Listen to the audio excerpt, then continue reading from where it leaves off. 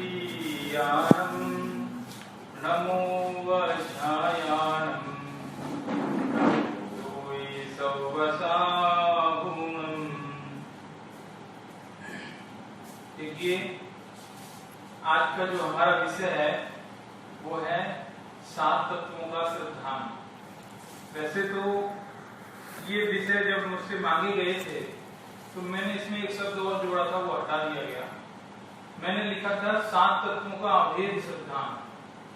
अभी तक आपने ये सुना होगा 7 तत्वों का सिद्धांत।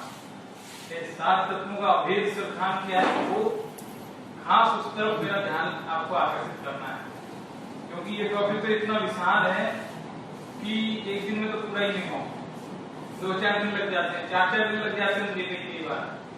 लेकिन 7 तत्वों का अभेद सिद्धांत क्या है, उसकी तरफ थोड़ा मुझे ख्याल लाकर ऐसा ध्यान आकर्षित करना है, क्योंकि शास्त्रों में हमने ये तो पढ़ा है कि त्रियंश जीव भी सम्यक दृष्टि होते हैं, नारकी जीव भी सम्यक दृष्टि होते हैं, चारों ही गतियों में जीव सम्यक दृष्टि हो सकते हैं। बताइए, 7वें नरक का नारकी भी सम्यक दृष्टि हो सकता है? स्वयंभ्रमण द्वीप में कितने मेंढक, कितने मछली, कितने मगरमच्छ, वो आज भी सम्यक दृष्टि हैं। बताइए, सम्यक दर्शन के लिए अनुकूलता और प्रतिकूलता नाम की कोई बंदिश नहीं है। अच्छी से अच्छी अनुकूलता में और बुरी से बुरी प्रतिकूलताओं में भी सम्यक दर्शन किया जा सकता है, चारों गतियों में हो सकता है। बस शर्त इतनी सी है कि वह जीव संगी पंचेंद्रिय होना चाहिए। सीधी बात, संगी पंचेंद्रिय होना चाहिए, बस इतनी सी बात। अब मैं जो ध्यान आकर्षित करना चाह रहा हूं, कि ये बताना चाहता हूं कि हमने तत्वार्थ सूत्र जो महाशास्त्र है, जिसको उमा स्वामी ने लिखा है, इसके पहले अध्याय के दूसरे सूत्र में ये कहा कि तत्वार्थ सिद्धांतम सम्यक दर्शनम। पहले तो हम जो जिसकी चर्चा कर रहे हैं ना, पहले तो वो क्यों कर रहे हैं वो समझना जरूरी है, तो इंटरेस्ट आएगा। भाई जो काम कर रहे हैं उसका फायदा क्या, 7 तत्वों का फायदा क्या जानने से, तो बताया तत्वार्थ सिद्धांतम सम्यक दर्शन। सुनाई नहीं, सब सुना होगा, कॉमन बात है एकदम बिल्कुल। तो 7 तत्वों की सिद्धांत से सम्यक दर्शन होता है, ये हमें पता है। इसलिए यदि हम सबको सम्यक दर्शन चाहिए तो 7 तत्वों का सिद्धांत होना चाहिए, और 7 तत्वों का सिद्धांत होना चाहिए तो तत्व क्या है, वे कितने हैं, उनके नाम क्या है, उनकी परिभाषा क्या है, वो होते कैसे हैं, आश्रय के क्या कारण है, बंध के क्या कारण है, सारी चीज पता होनी चाहिए। बड़ा लंबा काम है ये तो इतना सा याद रखना। 7 तत्वों के नाम याद सबको होंगे सबसे याद, बिल्कुल कर। अब मैं जो चीज जो कहना चाहता हूँ वो ये कहना चाहता हूँ कि जो स्वयंभ्रमण द्वीप में जो मेंढक मछली है सम्यक दृष्टि, उनको 7 तत्वों के नाम याद है कि नहीं? नारकी को 7 तत्वों के नाम याद है कि नहीं? अरे परिभाषा दूर की बात, भेद प्रभेद दूर की बात, नाम भी नहीं मालूम, और फिर भी हम कह रहे हैं कि वे सम्यक दृष्टि है। आप समझ में आएगा? पहली बात तो ये कि जब सम्यक दर्शन चाहिए तो 7 तत्वों का सिद्धांत चाहिए, और दूसरी बात ये कि जिस जीव को सम्यक दर्शन उसको 7 तत्वों के नाम भी नहीं मालूम। प्रॉब्लम समझ में आई? कितनी बढ़िया बात है। अब इसका जो समाधान है वो हमको 7 तत्वों के अभेद सिद्धांत से समझ में आएगा। पूरी चर्चा से समझ में नहीं आता, लेक्चर तो हम दे देते हैं, सब आधी रात को भी जगह के पूछे जीव किसे कहते हैं, जीव किसे कहते हैं, सब बता देंगे, सारी परिभाषाएं, सारे भेद प्रभेद, सारी चीज बता सकते हैं। लेकिन जो असली बात है वो कहाँ है, सम्यक दर्शन कहाँ है, वो तो मिला ही नहीं। सम्यक दर्शन कहाँ अटक जा रहा है, क्यों नहीं हो रहा? हमें तो 7 तत्व मालूम है, पूरी परिभाषा पूछ लो, भेद बता देंगे, सब बता देंगे, क्यों होता है, कैसे, आश्रय के क्या कारण, संबंध के क्या कारण, सब पता है हमें, लेकिन फिर भी सम्यक दर्शन नहीं है। और नारकी और त्रियंश ऐसे हैं जिनको उनके बारे में कुछ भी नहीं मालूम, तो भी वे सम्यक दृष्टि। ये क्या कहानी है, ये क्या बात है, ऐसी क्या अनोखी बात है उनके अंदर कि वे सम्यक दृष्टि है? और ऐसी क्या हमारे अंदर कमी है कि जिसके अंदर हम सब कुछ जानते हुए भी, जिसके ऊपर हम 4-4 घंटा लेक्चर देने के बाद भी सम्यक दर्शन से दूर हैं? ऐसी क्या कमी? देखो एग्जाम्पल से पहले बताता हूं एक बहुत बड़ा साइंटिस्ट है, बड़ी रिसर्च करता है, दिन रात लगा हुआ है, और जो जैगरी गुड़ होता है, गुड़ बनता है गन्ने का, शुगर केन का, तो वो गुड़ कैसे बनता है, गुड़ कहाँ बनता है, किस किस फैक्ट्री में कौन कौन से यंत्रों से बनता है, शुगर केन कितने टाइप के हैं, वो उनको कौन कौन से क्षेत्र में क्या क्या नाम से जाना जाता है, और जो गुड़ बनने की प्रक्रिया क्या है, और गुड़ के अंदर क्या क्या विटामिन होते हैं, कैल्शियम क्या होते हैं, उसकी क्या खासियत है, उसके ऊपर बहुत लंबी रिसर्च उसने की है। और रिसर्च करने के बाद उस पर खूब लेक्चर दिया जम के 2-4 घंटा, इतना सब कुछ किया, लेकिन जीवन में कभी गुड़ क्या होता है वो देखा नहीं, खाना तो दूर की बात, गुड़ चखा नहीं है, देखा नहीं है। उसके ऊपर लेक्चर खूब दे सकता है, रिसर्च बहुत कर सकता है, 500 पेज की पीएचडी भी कर ली उसने कि जैगरी कैसे बनता है, उसमें क्या विटामिन कैल्शियम है, उसको खाने से क्या फायदा है, नहीं खाने से क्या नुकसान, सब उसको मालूम, लेकिन गुड़ का टेस्ट नहीं मालूम। और एक गरीब किसान है, उसको कुछ नहीं मालूम कि गुड़ में क्या होता है क्या नहीं होता, मुझे क्या करना, गुड़ खाया है, गुड़ का टेस्ट मालूम है, और गुड़ कैसा होता है उसको मालूम है, बस बात खत्म। क्या करना है नाम जान के, क्या करना नाम जान के उसको कि इसको क्या कहते हैं, इसमें क्या विटामिन है, क्या कैल्शियम, क्या करना। एक लेडी डॉक्टर है, वो इतनी रिसर्च करती है कि उसको ये मालूम है कि जब पेट में बच्चा होता है तो वो 1 महीने पर कैसा दिखता है, 2 महीने पर कैसा दिखता है, 3 महीने पर कैसा दिखता है, और उसकी अलग अलग फोटो निकाल के ऐसी दीवार पे सजा के लगाई हुई है। पूरा रिसर्च करती है, सब जानती है कि कैसी कैसी प्रोसेस है, पेट में बालक का विकास किस तरह से होता है, सब मालूम है, लेकिन बच्चा कभी हुआ ही नहीं, वो तो अनमैरिड है, वो तो अनमैरिड, उसको कुछ मालूम ही नहीं है, उसको प्रोसेस मालूम है सिर्फ। और एक जो है गरीब ऐसी अनपढ़ साधारण औरत है, और उसको कुछ नहीं मालूम कि पेट के अंदर बच्चे का वृद्धि विकास किस तरह से होता है, कैसे कैसे डेवलपमेंट चलता है, क्या उसकी प्रोसेस है, कुछ नहीं मालूम, और स्वस्थ सुंदर बच्चे को 9 महीने के बाद जन्म दे देती। क्या करना है जाने, बिना जाने ही हो जाता है, और वो कितना ही जान ले तो भी नहीं होता है। इसी तरह से हम चाहे जितना इनको रट लें, कितना भी याद कर लें, तो भी समय दर्शन से हम दूर बने हुए हैं, क्योंकि हमने उसका वास्तविक जो मीनिंग है वो नहीं समझा। देखो तत्वार्थ सिद्धांत समय दर्शन बहुत व्याख्यान होते हैं इसके ऊपर, लेकिन मूल बात जो है वो अभेद सिद्धांत, मैं शब्द था वो हटी गया इसमें से, अभेद सिद्धांत की तरफ ले जाए, क्योंकि वो भेद में जाऊंगा बड़ी लंबी कहानी होगी, वो आज पूरी नहीं हो पाई फिर मेरे से, तो मैं अभेद की तरफ ले जाता हूँ कि ऐसी क्या खास बात है जो नाट्यों के अंदर कि जो जानते नहीं लेकिन फिर भी लाभ ले लेते हैं, हम जानते हुए भी लाभ से वंचित है कि नहीं। तो वो क्या करते हैं कि देखो 7 तत्वों के नाम तो बताइए आप, पहला जीव है, अंतिम क्या है, मोक्ष है, 7 होते हैं कि 9 होते हैं, कुछ तो 9 भी बोलते हैं, 9 पदार्थ हैं, और कुछ लोग 9 तत्व भी कह देते हैं, हालांकि 2 पदार्थ ठीक है, आपके पास बड़ा कंफ्यूजिंग है, कुछ लोग 9 तत्व कहते हैं, कुछ 7 तत्व कहते हैं, कुछ 9 पदार्थ कहते हैं, कुछ 9 तत्व भी कह देते हैं। तो ये सब में भी थोड़ा सा बता दूं क्या है, दरअसल है तो वो 7 और है तो वैसे 2 ही देखा जाए, और मैं तो अभेद की तरफ चल रहा हूँ, पहले 9 पे आ जाओ, फिर मैं 7 पे आऊंगा, 7 से 2 पे ही आऊंगा मैं तो मैं तो 2 पे ही लाने वाला हूँ आपको क्या है कि जो 9 तत्व तो कहने के ही, वैसे तो मूल 7 है, 7 को पहले 9 बनाता हूँ, फिर वापस घटाऊंगा, ठीक है। पहले तो 7 तत्व में उनके नाम आपको पता ही है कोई ऐसा जिसको नहीं मालूम? जीव, अजीव, आश्रव, बंधु, संपद, निर्जा और मोक्ष, ये 7 तत्व हैं। और जीव माने मैं, जानने वाला, अजीव यानी मुझसे अलग दूसरे सब जो नहीं जानने वाले, ठीक है। जीव और अजीव 2 बात। तीसरा है आश्रव, जीव की ओर प्रति समय जो कर्म आ रहे हैं, खिंचे चले आ रहे हैं, जब रास्ते में इनकमिंग है उतने समय के लिए वो है आश्रव, आकर के जीव के साथ चिपक गए, बंध गए, उसको बोलते हैं बंध, ठीक है। अब इस बात से जीव परेशान है, कर्म आते हैं, बनते हैं, आते हैं, बनते हैं, जीव परेशान। तो सबसे पहले आचरण कहा भाई आते हुए कर्मों को पहले रोको, तो उसने रोका, रोकने का नाम संवर है, रोक दिया।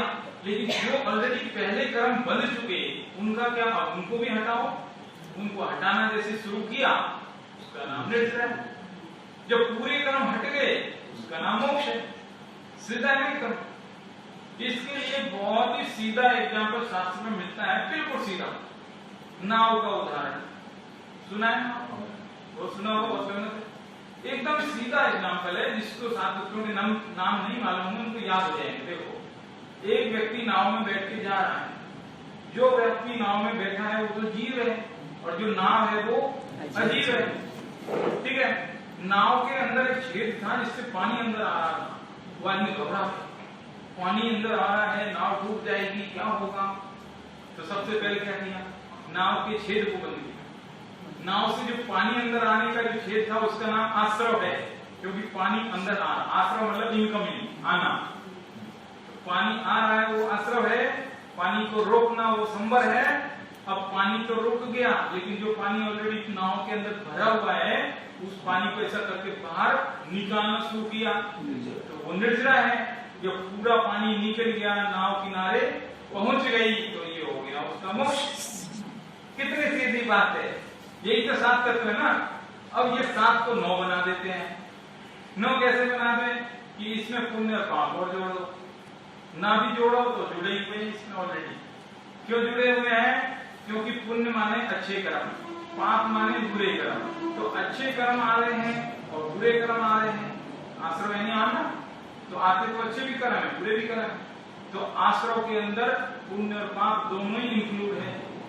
बंध के अंदर भी इंक्लूड है कि जो अच्छे और बुरे 2 तरीके के कर्म आए थे वे दोनों तरीके के कर्म आत्मा से चिपकेंगे भी। इसलिए आश्रव में भी शुभ आश्रव और अशुभ आश्रव, बंध में भी शुभ बंध और अशुभ बंध, इस तरह से वो 2 तत्व ऑलरेडी आश्रव और बंध में इंक्लूड है।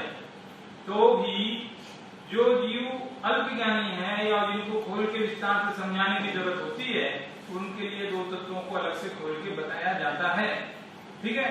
और ये बताने की वजह से कभी 9 हो जाते हैं, कभी 7 हो जाते हैं, बड़ा कंफ्यूजन बढ़ जाता है। तो इस कंफ्यूजन को मिटाने के लिए जब 7 हुए तो उसके साथ लगाते हैं तत्व, और 9 होते हैं तो उसके साथ लगाते हैं पदार्थ। हालांकि कोई ऐसा रूल नहीं है, कभी कभी नहीं भी लगाते हैं, उलट पुलट भी कर देते हैं, लेकिन सही तरीका ये है। एक चीज तो ये बात है। अब दूसरी बात ये है कि हम तो 7, पहले तो 7 से 9 बनाए, अब 9 से हमने आपको 7 पे ले आए। अब 7 से भी हम और कम लाएंगे, लेकिन उसके पहले एक चीज और बताऊं, 6 द्रव्य भी होते हैं, पढ़े 6 द्रव्य। 6 द्रव्य कौन से? जीव, उदर, धर्म, आप अच्छा बोल रहे हैं, पूरा नाम बोल रहे हैं, मैं तो छोटा नाम बोला, धर्मास्तिका तो सही बोल रहे हैं। तो वो पूरे नाम के धर्म के भी नहीं, तो बहुत दुनिया में दूसरे निकल जाते हैं, धर्मास्तिका है, बहुत अच्छा। तो जो ये 6 द्रव्यों के अंदर भी एक जीव द्रव्य है, याद रखना। 6 द्रव्य के अंदर भी पहला जीव द्रव्य है और 7 तत्वों के अंदर भी पहला जीव तत्व है, दोनों तरफ जीव है। तो ये दोनों जीव एक ही अलग है, देखिए अलग है। देखो बहुत जबरदस्त बात है, विचार की बात है, क्योंकि जब हम कॉलेज में पढ़ाएंगे, अगर एक दिन स्टूडेंट को 6 द्रव्य पढ़ाएंगे तो उस दिन जीव पढ़ा दिया, अब अगले दिन जो 7 तत्व पढ़ाएंगे उस दिन वो जीव आएगा फिर से, तो क्या करे, अब स्किप कर देंगे, हो गया भाई कल पढ़ लिया ना, अभी छोड़ देते हैं, ऐसा नहीं चलेगा। फर्क है, आचार्य में 2 जगह अलग अलग लिखा है ना, तो उसका कुछ तो है कि कुछ क्या है कि जब जीव द्रव्य की बात करेंगे तो इस पूरे 3 लोक में जितने भी जीव हैं, चाहे वो शुद्ध जीव है, चाहे वो अशुद्ध जीव है, चाहे संसारी जीव है, चाहे मुक्त जीव है, चाहे जो भी जीव है, चाहे साधु है, मुनि है, कोई भी है, अनंत है, सिद्ध है, हम है, एक इंद्रिय, निगोरिया, पहले गुण स्थान से 14वें गुण स्थान, सारे के सारे जीव उसमें आ जाते हैं, जीव द्रव्य में। लेकिन जीव तत्व में सिर्फ मेरा जीव, मेरे अलावा बाकी सारे जीव अजीव के समान हैं। क्या कह रहा हूं, बहुत ध्यान की बात, मेरे अलावा बाकी सब जीव अजीव के समान हैं, क्योंकि उनके सुख दुख से मेरा कुछ भी फर्क नहीं पड़ता है। अनंत भगवान का सुख मेरे कोई काम का नहीं है, वे मुझे सुख अपना थोड़ा सा भी ट्रांसफर नहीं कर सकते और मैं भी ले नहीं सकता। ऐसी स्थिति है, इसलिए सारे जीव अजीव के समान है, सिर्फ मेरा ही। जब तत्व की बात चले तो एक तरफ मैं अकेला और बाकी तरफ सारी दुनिया, एक तरफ राम दूसरी तरफ राम, इस तरीके की बात है। तो ये जीव तत्व में और जीव द्रव्य में अंतर है। ठीक है, ऐसा समझ में आया? और वो नाव का उदाहरण समझ में आया? और 9 से अपन 7 पे आ गए। अब 7 से हम धीरे धीरे 2 पे आते हैं। देखिए, अभेद करना है, क्योंकि हमको उनकी तरह चलना है, नारकियों की तरफ। नारकी बनना है कि मनुष्य बनना है? हम तो मनुष्य, नारकी की क्या बात करें। फिर भी ये बताना पड़ेगा कि उनको समय दर्शन कैसे होता है। उन्होंने गुड़ का स्वाद चख लिया, हम तो गुड़ की रिसर्च कर रहे हैं। रिसर्च में लुट गया है ये जीव। रिसर्च नहीं करी जाती, लंबी लंबी बातें बनाने से कुछ नहीं होता। सीधी सीधी बात बताओ भाई, कैसे समय दर्शन हो। बड़ी जबरदस्त बात है। अब देखो, 7 तत्व हैं। अब इन 7 तत्वों में भी मूलतः 2 ही तत्व हैं। 7 नहीं है, 2 ही हैं, एक जीव और एक अजीव। तो फिर ये बाकी 5 क्या है? पर्याय है। आप बिल्कुल सही। बाकी 5 पर्याय हैं, तत्व तो 2 ही है। यदि मान लो 7 मानने में पूरे, तो जब हमने 6 द्रव्य का पाठ पढ़ा था तब तो ये कहा था गुरु जी ने कि इस दुनिया में 6 के अलावा 7वां कुछ है ही नहीं। 6 के अलावा 7वां कुछ है ही नहीं, 6 ही नहीं तत्व, और इधर 7 बोल रहा। समस्या खड़ी हो सकती है। इसलिए जीव और अजीव 2 ही होते हैं, बाकी 5 तो उनकी पर्याय हैं, है ना। तो अब हमको सिर्फ अंतरपरण करना है जीव में और अजीव। होगी बात इतनी। अब दूसरी बात यह है कि ये 5 जो पर्याय हैं, ये क्या चक्कर है, इसने उलझा रखा है हमको। जीव अजीव तो सीधा है, मैं जानने वाला, बाकी से मुझसे है। और ये जो 5 है, इन्होंने उलझा दिया, तो इनका क्या चक्कर है?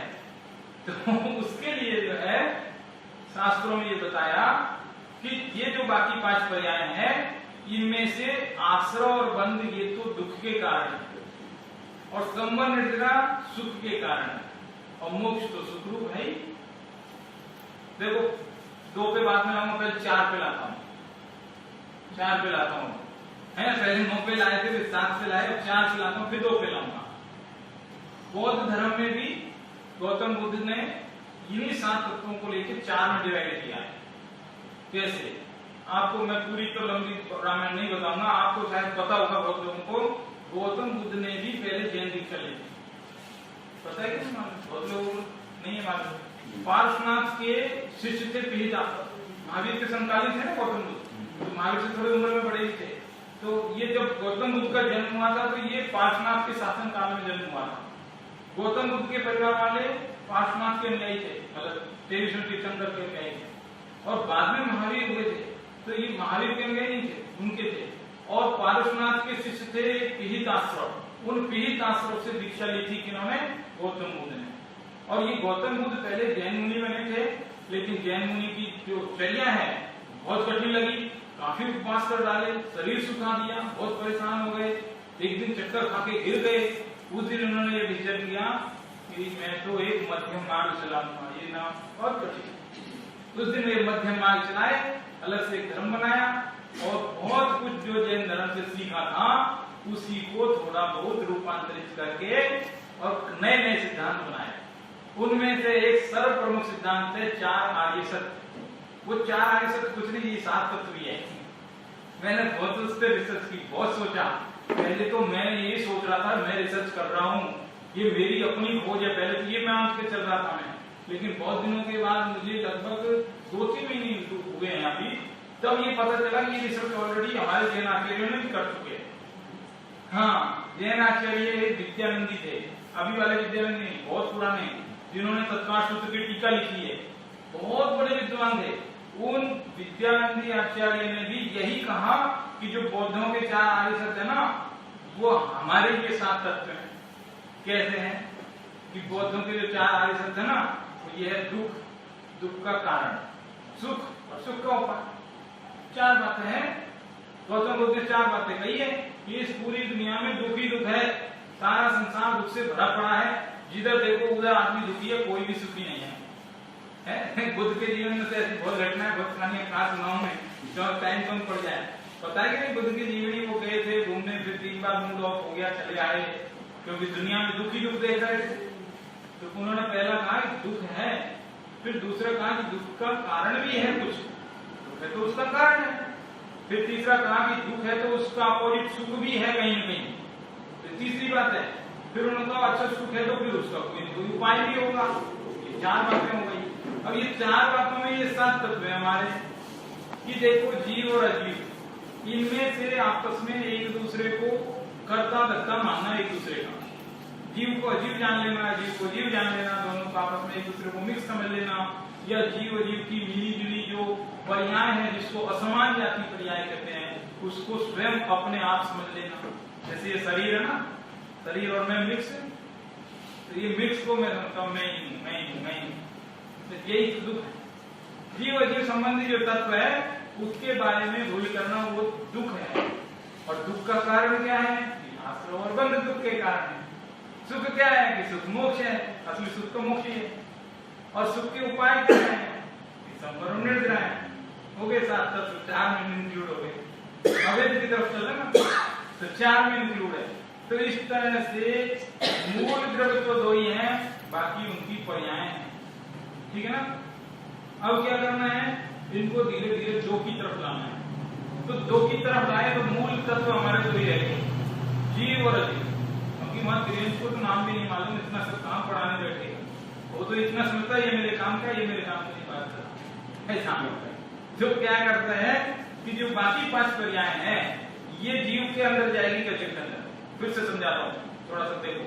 मूल तत्व 2 हैं, उनको साइड में रखो, बच गए 5। अब ये 5 जो बचे हैं इनको जीव की तरफ डालू या अजीव की तरफ डालू? जीव की तरफ डालें। इसमें बहुत सारे अलग अलग मत हैं लोगों के, अभी मैं आपको बताता हूँ, देखो क्या है। एक दूसरा मत भी है, अभी आपने कहा वो भी करते एक तरफ, मैं गलत किसी का नहीं कर रहा, मैं आगे निष्कर्ष निकाल के दूंगा आपको। एक दूसरी पुस्तकों में पढ़ा है मैं, ग्रंथों में, तो वहां जैन विश्वासी में मैंने एमए किया ना, तो वहां की पुस्तकों में जो चीज मैंने पढ़ी वो सुनाता हूँ। वहां उन्होंने कहा कि जीव अजीव ये 2 टेबल बनाया, बीच में लाइन है, तो एक तरफ जीव एक तरफ अजीव, तो आश्रय और बंध को डाला अजीव में, ठीक है, और संवर निर्जरा मोक्ष को डाल दिया जीव। तो जीव की तरफ कितने 4 हो गए? एक जीव, संवर, निर्जरा, मोक्ष, 4 चीजें जीव की तरफ गई, और इधर अजीव, बंध और आश्रय 3 रह गई। तो 3 चीजें तो अजीव है और 4 चीजें जीव है, ऐसा डिवाइडेशन कर दिया है कि नहीं? तो एक वो मत भी है, एक आप जो कह रहे हो वो मत भी है, और एक ये भी मत है कि ये सब तो फर्ज है, समय सार के हिसाब से सब दिखा अजीब है पूरे के पूरे। तीसरा मत भी है। अब 3 मत में से कौन सा सही है कौन सा गलत? अवैध की तरफ चलना है, मेन चीज है। समय दर्शन रुका हुआ है यहाँ से, बहुत बड़ी बात है ये। 7 तत्वों के ऊपर बहुत लेक्चर होते हैं, लेकिन जिस टाइप की बात मैं यहाँ बता रहा हूँ वो बहुत इंपॉर्टेंट है। कैसी बात है कि जो ये 5 पर्याय है ना तो ये जीव की तरफ जाएंगे ना ये अजीव की तरफ जाएंगे। बहुत गंभीर बात है, बहुत गंभीर है एकदम।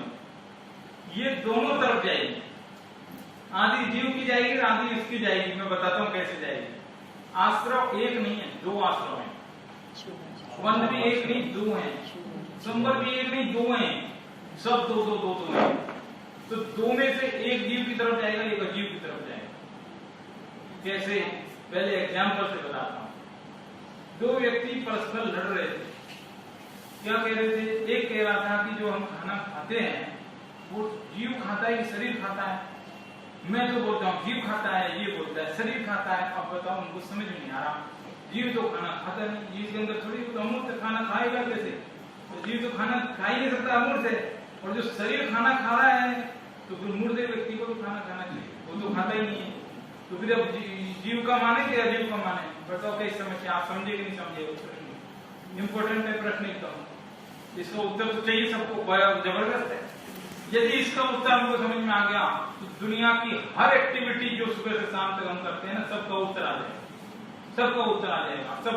अब परसों जो विषय में यहाँ लेने वाला हूँ वो परसों यही विषय आएगा, उसी की मैंने भूमिका आज बना दी। जो करता है वही भोगता है, वो कल बताऊंगा मैं।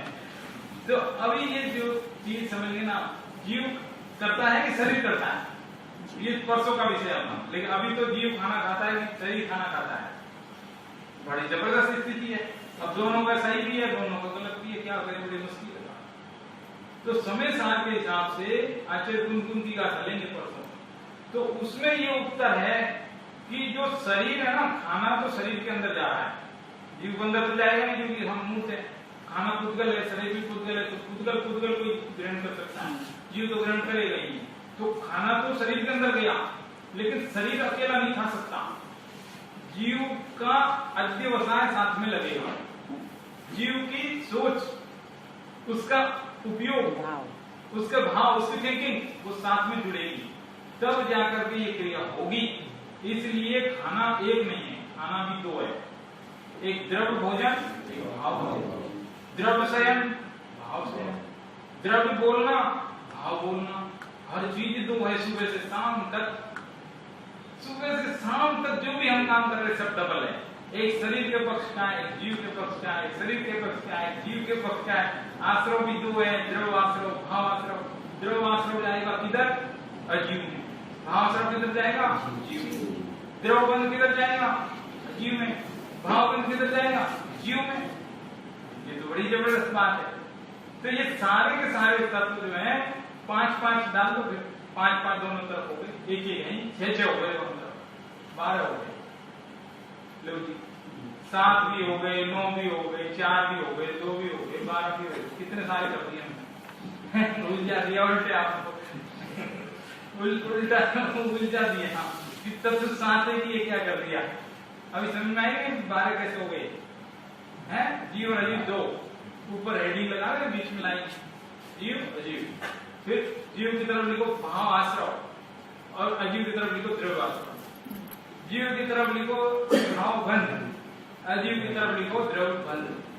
जीव की तरफ लिखो भाव संवर और अजीव की तरफ लिखो द्रव्य संवर। ऐसा करके लिख लेंगे ना पूरा, लिखें है द्रव्य निर्जरा अजीव की तरफ, और जीव की तरफ भाव निर्जरा, और जीव की तरफ भाव मोक्ष, और जीव की तरफ द्रव्य मोक्ष। समझ में आएगा? तो ये 6-6 होगी टेबल, बराबर बराबर, किसी के हिस्से में कम ज्यादा नहीं है ना, टेबल में आगे बात। तो इस तरह से ये 2 ही तरीके के 2 पार्ट हो गए। अब उसको ज्यादा दिमाग पहुंचाना नहीं हो, अब वो त्रियंश से बस कहां इतनी बुद्धि है बेचारे, वो तो हो जाएगा। अरे बुद्धि की जरूरत नहीं सम्य दर्शन के लिए, ज्यादा क्षयोक्षम नहीं चाहिए सम्य दर्शन के लिए। शिव बुद्धि मुनि का नाम सुना?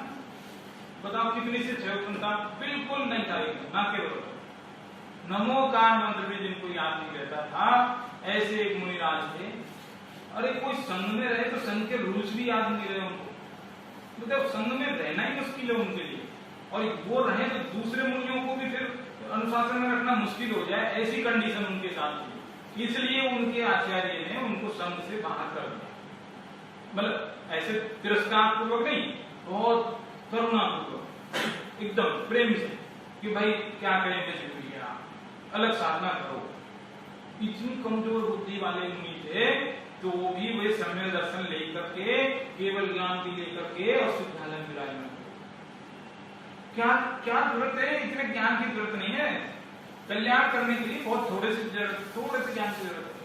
हम सबके पास उतना ज्ञान है, और हम सबके पास नहीं, जो लोग ट्रेन में सफर कर रहे हैं ना, उनके पास भी। ऐसा कोई मनुष्य नहीं है जो मनुष्य गति का जो मनुष्य है, वो हर मनुष्य के पास, चाहे वो किसी भी धर्म का, किसी भी संप्रदाय का, कहीं भी कुछ भी कैसा भी हो, गरीब हो, दरिद्र से दरिद्र हो, वो व्यक्ति भी सम्यक दर्शन कर सकता है। इतनी उसके पास क्षयोक्षम दिया है ऑलरेडी, जन्म जात है मतलब।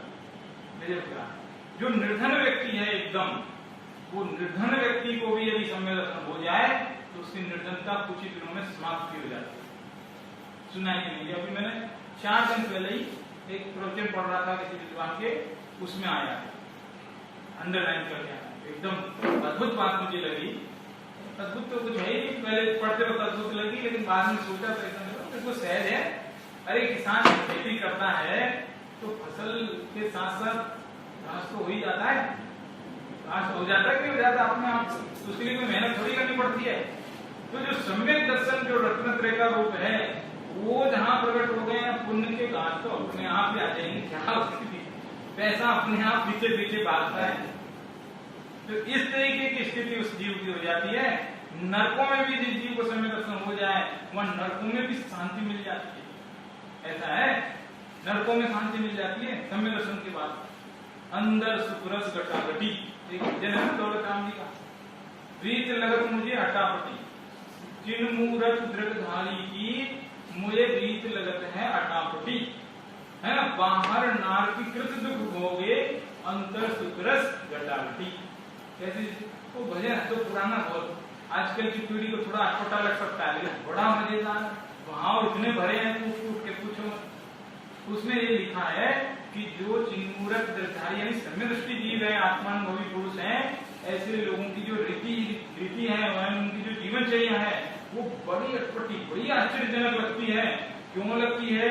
क्योंकि बाहर में नरकों में पड़े हैं, नरकों में लड़ाई कर रहे हैं खुद भी। ऐसा नहीं तो मार ही खा रहे हैं, मार भी रहे हैं, मार भी खा रहे हैं, दोनों ही बातें। नरकों में डंडे पड़ भी रहे हैं, दूसरों को मार। ऐसी पोजीशन के बीच अंदर सुखरस घटाघटी। इसी भजन का जो अगला छंद लेते हैं ना, तो उसमें आता है कि रमन सुरनि संग, ऐसा करके है उसमें। जो देवों में भी दर्शन होता है, तो देवों में जो हजारों रानियां में, लाखों में, मतलब उनकी जो देवियां होती हैं, उनके साथ को रमन कर रहे हैं, विषय भोग रहे हैं, तो भी अंदर में उससे अनासक्त टोटल। ऐसी उनकी विचित्र ही स्थिति होती है, अद्भुत स्थिति होती है। तो जो जीव नरकों में समदृष्टि हैं उनकी क्या स्थिति है सोच सकते हैं आप। मैंने तो अभी पढ़ा सम्मान योग के ग्रंथों में कि जो जीव नरकों में समदृष्टि हैं उनके साथ 6 महीने पहले ही दुख निवारण हो जाता है। दुख निवारण हो जाता है 6 महीने पहले। ऐसा सुना ना, देवों में 6 महीना पहले माला मुरझा जाती है। तो ऐसे नरकों में जो नारकी हैं उनका भी 6 महीने पहले जो है उत्सव निवारण जबरदस्त सम्य दर्शन की महिमा है। ऐसा सम्य दर्शन सब कोई कर सकते हैं, क्योंकि सभी संगी पंचेंद्रिय। अच्छा मान लो किसी कोई मनुष्य के कान खराब है या आंख नहीं है, जन्म जात बिल्कुल अंधा है, जन्म जात में अंधा है, ऐसा नहीं कि बात करें आपकी बात में अंधा हुआ है ही नहीं, 4 इंद्री का रह गया बेचारा है। तो 4 इंद्री वाला हो गया, वो संगी रहेगा कि नहीं रहेगा? मनुष्य पंचेंद्रिय रहेगा, 4 इंद्री रहेगा वो है, पंचेंद्रिय रहेगा। किसी की आंखें पूरी खराब है, किसी के कान पूरे खराब है, तो भी वो संगी पंचेंद्रिय ही माना जाएगा। ऐसा है, इसलिए ये मनुष्य क्रिया में सम्य दर्शन बड़ा आसान है, कोई दिक्कत नहीं है। अब जो ये बात जो हमारी ये द्रव्य आश्रय भाव आश्रय है, ये क्या है कि देखो आत्मा में आश्रय तो क्या है, हे तत्व है, और संवर निर्जरा और मोक्ष ये उपाधि है, ठीक है ना। ऐसा 3 और 2 करके हे और उपाधि।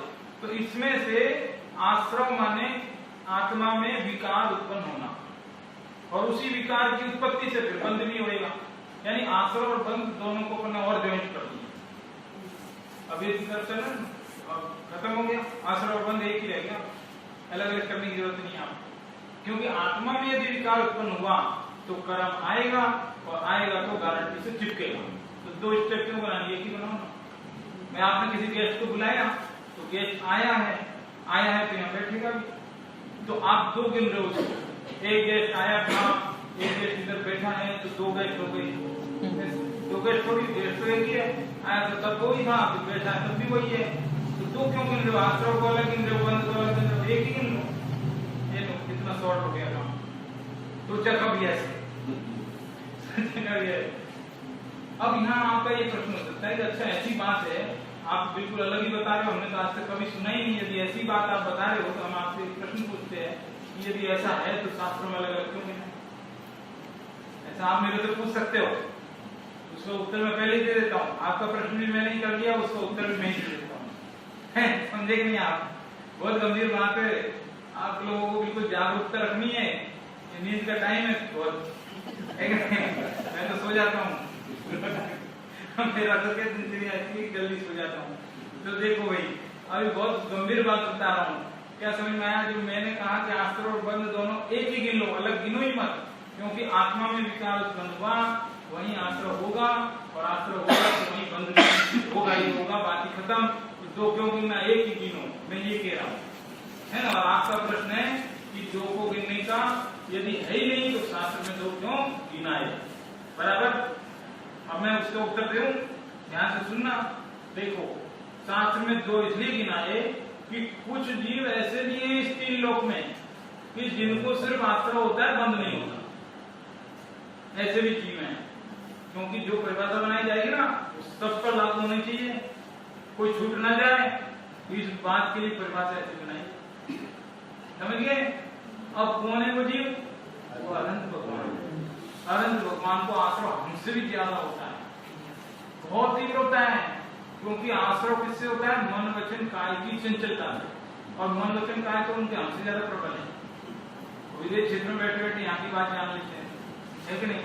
और यहाँ हमारे मन में कोई प्रश्न है तो कुछ जान लेते हैं, मन की बात को जान लेंगे तो उनका मन हमसे प्रबल है कि नहीं।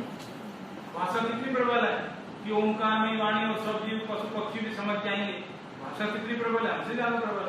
शरीर बोले परम होता है, महाबलिष्ठ, तो हमसे ज्यादा मनुष्य काय उनके हैं, तो हमसे तो असंख्यात गुने कर्म उनकी तरफ दौड़े चले आ रहे हैं प्रति समय, लेकिन बंद नहीं होता। बंद का अलग कारण है, लेकिन वो नियम हम पर लागू नहीं होता। इसलिए मैं कह रहा हूं कि ये एक है, वो नियम हम पे लागू नहीं होता, क्योंकि उनकी कसाई खत्म हो गई और हमारी कसाई खत्म नहीं हो गई। क्या नियम है? अब पूरा वो सिद्धांत को प्रिंसिपल क्या है उसको बताते हैं कि जो जीव कसाय वाले हैं उनको आश्रय के साथ साथ बंद भी होगा ही, और जो जीव कसाय रहित हैं, कसाय नहीं है जिनको, उनके आश्रय होगा लेकिन बंद नहीं होगा। सीधी बात। तो हम तो अभी अपनी बात कर रहे हैं, अरंतों की बात नहीं कर रहे हैं, जिनके कसाय नहीं है उनकी थोड़ी बात कर रहे हैं, अभी अपनी बात कर रहे हैं। तो हमको क्या करना कि हमें आश्रयबंध 2 गिनने की जरूरत नहीं, एक ही गिन तो काम करना। तो दोनों की परिभाषा क्या हुई? आत्मा में विकार की उत्पत्ति होना, हो गई बात। कितना शॉर्ट हो गया काम। आश्रयबंध दोनों को सिमटा दिया एक तरफ। अब बच्चे 3 संबंध निद्रा मोक्ष, थोड़ी अलग तरीके की बात है। अभी ये मैं दूसरी तरीके से पढ़ाता ना बच्चों को जैसा, तो वहां ये बताते, देखो भाई आश्रय के कारण क्या है, मिथ्यात्व, अवृत्ति, प्रमाद, प्रसाद, योग, फिर उनको समझाने बैठ जाओ 5 तरीके का मिथ्यात्व है, ये है वो है, 1 घंटा पूरा करके हो गया जी। ऐसा नहीं करना है, ये तो कोई भी बता देगा आपको। ये मैंने बहुत सोचा, बहुत माथा पचाया है इसके अंदर कि ये चक्कर क्या है। वो त्रियंश को, नाटियों को नाम भी नहीं मालूम और फिर वो फायदा उठा रहे हैं, हमने फायदा उठाया नहीं आज तक। कितनी बड़ी बात है। ठीक, ये इस चीज पे मैंने बहुत सोचा है, बरसों की सोच की वो है नतीजे। बहुत काम की बात बता रहा हूँ, एक 2 बार सुनने से काम चलेगा नहीं। तो क्या है, और दूसरी बात, आश्रयबंध का काम खत्म हो गया। ये दुख के कारण है, क्या दुख के कारण है? विकार की उत्पत्ति। विकार क्या है? मोह राग द्वेष। आत्मा में मोह राग द्वेष है, यही विकार है, पर द्रव्य हो या न हो। अब बहुत लंबी बात हो जाए, जो सेंटेंस छिड़ा ना इसी में तो बहुत सारी बात निकल के आए, पूरा समय सारा निकल जाएगा। बाहर में संयोग अनुकूल हो, प्रतिकूल हो, थोड़े हो, ज्यादा हो, 1 पत्नी हो, चाहे 96,000 पत्नियां हो, चाहे कुछ भी हो, लेकिन अंदर में विकार है तो आश्रय दोनों है। अंदर में विकार नहीं है तो क्या 96,000 पत्नी भी है तो भी आश्रय भी नहीं बंद नहीं। तो क्या कह रहे भाई, बाहर की कोई चीज से लागू ही नहीं होता। धर्म अंदर की चीज है, बाहर में उसको हम माप ही नहीं सकते, मेजरमेंट ही नहीं है उसका। क्या करें, मेजरमेंट नहीं है धर्म, दिखाने की, बताने की, कहने की कोई चीज है ही नहीं धर्म। क्या बताएं, किसको बताएं? ये सब अंदर की चीज है। जैसे किसी को निधि मिल जाती है तो गुप्त रूप से उसको भोगता है, उसी तरह से ज्ञान की निधि गुप्त रूप से भोगने योग्य। मुनिराज को कहाँ पड़ी, इसको कहाँ ज्यादा सोचते नहीं हो। वो कोई ग्रंथ की रचना करते हैं तो उस पर नाम भी नहीं डालते अपना, क्यों? हम क्या करना है, शरीर का नाम मेरे को क्या खाए, लेकिन नाम फिर भी तो मिलता है ना, मिलता है कि नहीं मिलता? नाम मिलता है ना। क्यों डालते हो नाम? वो नाम इसलिए डालते हैं, परिचय नहीं देते अपने ज्यादा। इंट्रोडक्शन अपन बुक लिखते हैं तो पीछे फोटो लगाए, फिर इंट्रोडक्शन देंगे लंबा चौड़ा, है ना। वो सिर्फ नाम लिखते हैं, इंट्रोडक्शन पूरा नहीं देते। वो नाम भी इसलिए लिखते हैं कि जो बात मैंने इस ग्रंथ में लिखी ना, वो सर्व भगवान की बात लिख रही है, लेकिन उस बात के लिखने में कोई भूल रह गई, कोई गलत इंटरप्रिटेशन हो गया, तो वो आप ऐसा मत मान लेना सर्व भगवान ने ऐसा कहा है, उसका जिम्मेदार नहीं। इस बात के लिए अपना नाम लिखा है। जिम्मेदारी लेने के लिए नाम लिखा है, यश लेने के लिए अपना नाम लिखा, ये चीज भी नहीं है एकदम, बहुत लोगों को पता नहीं है एकदम। यश के लिए कभी नाम नहीं लिखते, उस शास्त्र में यदि कोई मिस्टेक रह गई तो उसके जिम्मेवार सर्व भगवान है, उसका जिम्मेदार मैं हूं, क्योंकि ये शास्त्र में लिखा, इस बात के लिए अपना नाम डाल गए वो, ऐसा व्यवहार है, बहुत जबरदस्त बात है। तो बात समझ में आई ना, तो मोह राग द्वेष आत्मा में हुए, वही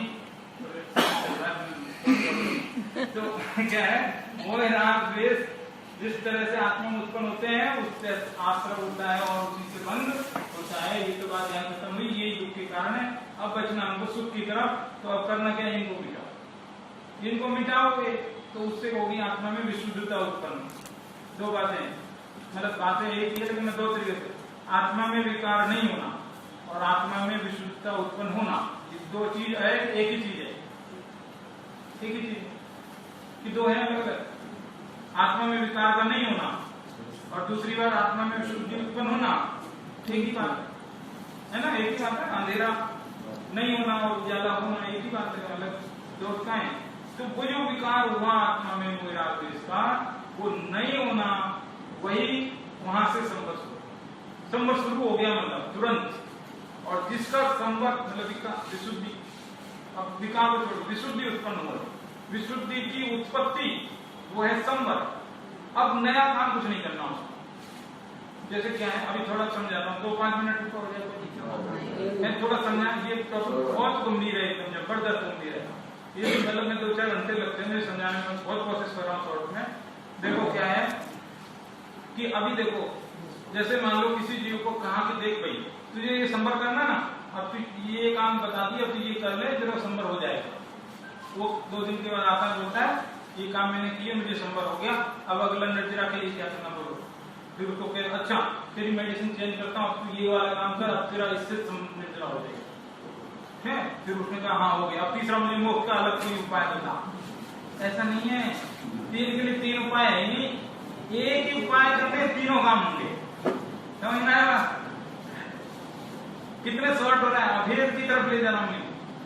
मतलब क्या हुआ, विशुद्धि की उत्पत्ति, सब याद रखना, उत्पत्ति बोली मैंने, एकदम उत्पत्ति, एकदम अंकुर फूटा है, फिर वही हो गया उसका संवर्ग, ठीक है। अब कुछ नहीं, नया कुछ नहीं करना है, जो काम चल रहा है उसी को ही कर, नया कुछ मत कर, बिल्कुल। जो विशुद्धि उत्पन्न हुई है उसी का थोड़ा विकास, थोड़ी विशुद्धि बढ़ गई, वही निर्जरा हो गई है। पहले जब उत्पत्ति हुई थी तो कर्म आने रुक गए थे, और वो विशुद्धि थोड़ी सी बढ़ गई तो वो जो पहले के कर्म थे वो भी टूटने शुरू हो गए। कुछ नया नहीं करना पड़ा, एक ही काम, एक उपाय और 3 काम, फायदे का सौदा है, जबरदस्त बात है। तो विशुद्धि की उत्पत्ति तो हो गया संवर्त, विशुद्धि का विकास तो हो गई निर्जरा, और विशुद्धि की पूर्णता हो गया मोक्ष। कुछ नहीं लगा, कितना अभेद है। अब लोग बिल्कुल सीधी है ना बात। अब इस पूरे शास्त्र को एक ही लाइन में सुलझा देते हैं, एक लाइन सिर्फ। कैसे एक लाइन कि इधर विकार की उत्पत्ति, आश्रय बंद आ गए, विकार की उत्पत्ति खत्म, यानी विशुद्धता हुई, संबंधित मोक्ष। लगा क्या, कुछ भी तो नहीं है। सम्यक दर्शन एकदम सीधा है, एकदम सीधा है। यूं कहते हैं कि इससे सीधा कोई काम नहीं करना। जितने भी काम हमने ओढ़ रखे ना, वो सब टेढ़े टेढ़े काम ओढ़ रखे हैं, सब काम कठिन है सुबह से शाम तक, लेकिन सम्यक दर्शन एकदम सरल काम है। आप कहोगे ये तो बहुत कठिन है, आप कहते ही हो सरल, लेकिन है तो सबसे कठिन। क्यों है कठिन? क्योंकि अनादि से आज तक उसका अभ्यास नहीं है, उसकी अपोजिट दिशा में हम चल रहे हैं, इसलिए कठिन है। जिस दिन हो जाएगा सम्यक दर्शन, जिस दिन हो जाएगा ना, मैं रियली बता रहा हूँ, सोचो एक दिन, जिस दिन आपको हो जाएगा उस दिन आप कहोगे कि अरे इतना सरल था, आए राम इतने अनंत काल ऐसे भी काट दिए, ये तो सरल था, बिल्कुल सरल था, कुछ नहीं, ऐसा लगेगा आपको। अरे एक महिला स्कूटी चलाना सीखे ना, तो वो एक ट्यूटर को पैसा देके और 15 दिन ट्रेनिंग लेके और सीखती है, और सीखने को पहले क्या मैं अपनी जिंदगी में कभी स्कूटी चला पाऊंगी, कभी स्कूटी सीख पाऊंगी, और बड़ी हिम्मत नहीं, विचार बहुत घबराती रहती है। और जब 15 दिन के बाद थोड़ा सीख जाती है, थोड़ा थोड़ा चलाने लगती है, अरे राम इतना ईजी है, सोचा ही नहीं, इतना इजी है, अब तो मैं दूसरे को सिखा दूंगा, चिंता करना, ऐसा कॉन्फिडेंस आ जाता है। तो ऐसा ही सम्यक दर्शन के साथ है, जब तक नहीं होता तब तक बहुत कठिन लगता है, और होने के बाद लगता है बिल्कुल सीधा, सबसे सरल काम है ये, सबसे सरल है निज पद पाना। अरे जो चीज मेरे अधीन है अपना आत्मा, आत्मा भी अपना नहीं, मैं ही तो आत्मा हूं। अपना का मतलब तो मैं अलग और मेरा आत्मा अलग, दो चीजें, ऐसा नहीं है। मैं ही आत्मा हूं, मुझे अपना ही दर्शन करना है, तो मेरे पास पराधीनता है ही नहीं, स्वाधीनता है। और जगत के सारे काम पराधीन है, और ये काम स्वाधीन है। स्वाधीन काम सरल रहेगा, पराधीन सरल रहेगा। कितनी सरल बात है, एकदम सरल बात है, समझ में आई नहीं बात। तो इस तरह से जो सात तत्व है, इनका अभेद श्रद्धांत आर्कियों को और प्रियंतियों को होता है। वो तो दिमाग बचाते नहीं कि इसको क्या कहते हैं, आचरण करते बंद करते, मुझे पता नहीं भाई, लेकिन ये मेरे काम का नहीं है और ये मेरे काम का है। ये रामकृष्ण मोह है, ये ज्ञान दर्शन उपादेय, तो बात खत्म। हे और उपादेय इसके बीच में निर्णय कर लेता है और उसको कोई मतलब नहीं। क्या कहते हैं पता नहीं भाई, लेकिन मेरे काम का नहीं है। इसको क्या कहते हैं, नाम तो नहीं मालूम है कि ये बड़ी चीज अच्छी चीज, ये मेरे काम की है, समझ गया ना। तो इतना उसको डिसीजन रहता है, नाम वाम पता नहीं होते, परिभाषा पता नहीं होते, वेद प्रवेद पता नहीं होते, लेकिन अपना काम का क्या है और अपने काम का क्या नहीं है, और इतना उसको पता है, इसी से वो अपना कल्याण कर लेता है, हो जाता है। ये है सीधी सी बात। बताओ कितना है। टॉपिक क्या था, सात तत्वों का अभेद सिद्धांत। ये मूल शब्द था, इसमें अभेद अपने टॉपिक में छपा नहीं है, टॉपिक मिलेगा सात तत्वों है, ये अभेद शब्द आप याद रखना। तो इस तरह से ये आज का टॉपिक अपने यहाँ पूरा हो। अभी समझ में आई बात था, एकदम सरल है। अब आप लोग पूछ लो जो भी नहीं समझना।